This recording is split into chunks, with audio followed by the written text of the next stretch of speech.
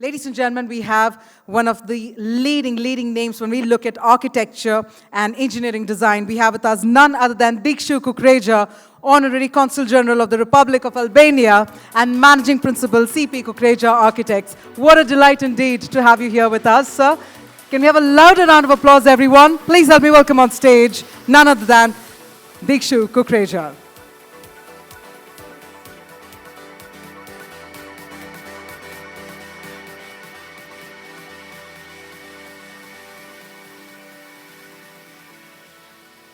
Good morning, ladies and gentlemen. And while we have this session of innovators, I'm here to talk about innovation, but on a different level altogether. And that's about the global south. I'm sure we all have been hearing this term very often these days. So I thought I must share with you what my thoughts are about the urbanization paradox in the global south. So in the global south, I believe, the future is being built. Skylines are transforming. Transportation networks are weaving together what used to be really distant and remote parts of the world. Cities are being reshaped at a scale that humanity's never, ever seen before. Yet, this progress comes with a striking contradiction.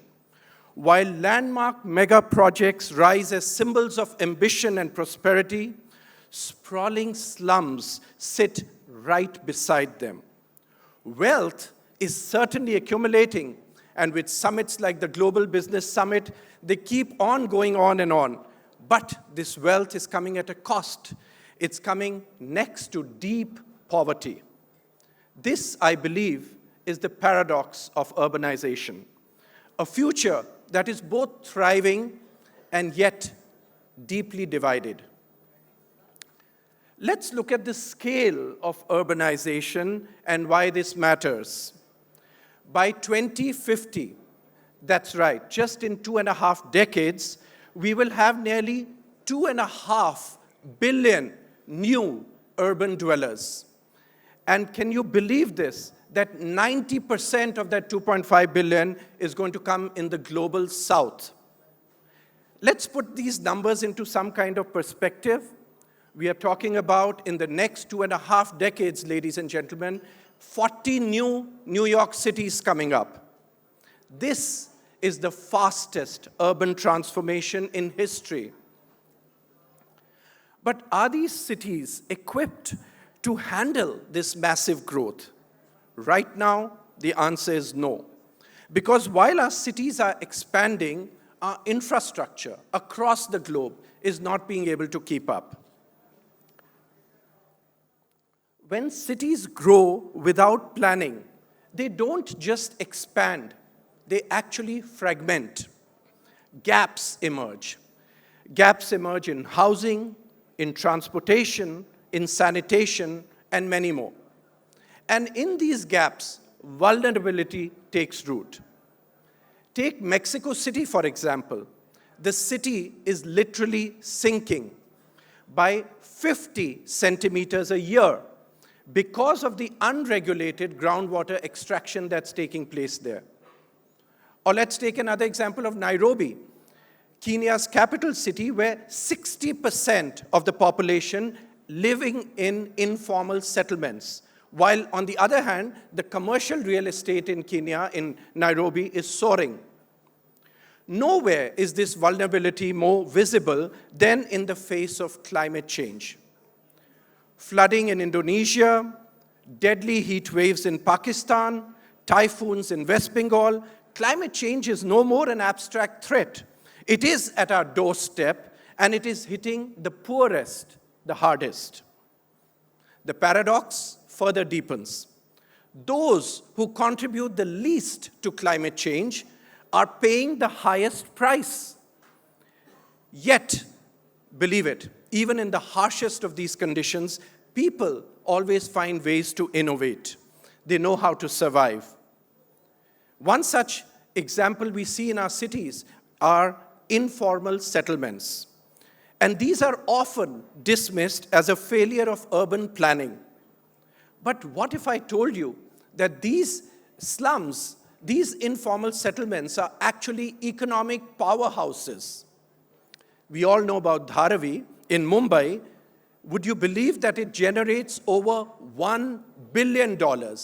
Yes, that's right, $1 billion annually through recycling and small industries, repurposing about 80% of Mumbai's waste. And across the global south, informal economies employ millions. Instead of marginalizing them, what if we invested in them? What if urban policies recognize these settlements not as liabilities, but as engines of economic resilience? But it's not just about economic survival. How a city moves its people also determines the access to opportunities. In many cities, your zip code determines your future. Without mobility, economic exclusion becomes permanent. Medellin in Colombia, the metro cable is a case study. What was once an isolated, crime-ridden hillside community is now connected to the city center, to jobs, schools, healthcare. When cities invest in public transit, they are not just improving transportation, they are investing in equity, access, and also dignity. This is just one example. Across the global south, cities are finding creative solutions despite limited resources. Cities of the global south are proving that even with constraints, we can build smarter, more adaptive urban futures. They are turning this crisis into creativity. Farmers in Bangladesh have adopted a unique form of hydroponic farming in the face of annual flooding that takes place there. Bangkok's Chulalongkorn Park is engineered to combat flooding. It's serving as a climate-resilient solution. Designed to function like a sponge, it absorbs the floodwaters and efficiently channels that water, the excess part of it, through a network of supply lines, ensuring a balanced water distribution. Extreme heat kills more people than hurricanes and typhoons and earthquakes, especially in the tropics. India has developed the world's first heat action plan, and today over 100 cities worldwide have adapted it. This is a testament to the fact that solutions from the global south can actually shape global policy. Which brings us to a fundamental question. Why do we still look at the global north to find solutions for ourselves? For too long, cities in the global south have looked outward for inspiration. But the best solutions for the global south come from the global south. From Jakarta to Johannesburg, from Mexico City to Mumbai, our cities must learn from each other. Examples abound. Curitiba's groundbreaking bus rapid transit system, which revolutionized urban mobility, to India's visionary International Solar Alliance, an ambitious initiative to deliver renewable energy to over 140 member countries via a shared global grid. These innovations are shaping a more sustainable and connected future. Ladies and gentlemen, the next urban revolution is not going to take place in London, New York, or Tokyo. It's taking place right here in Lagos, Jaipur, Sao Paulo, and many, many more cities of the global south. Not in spite of the challenges, rather because of those challenges. The global south is not just where the future will happen. It is where the future is being built.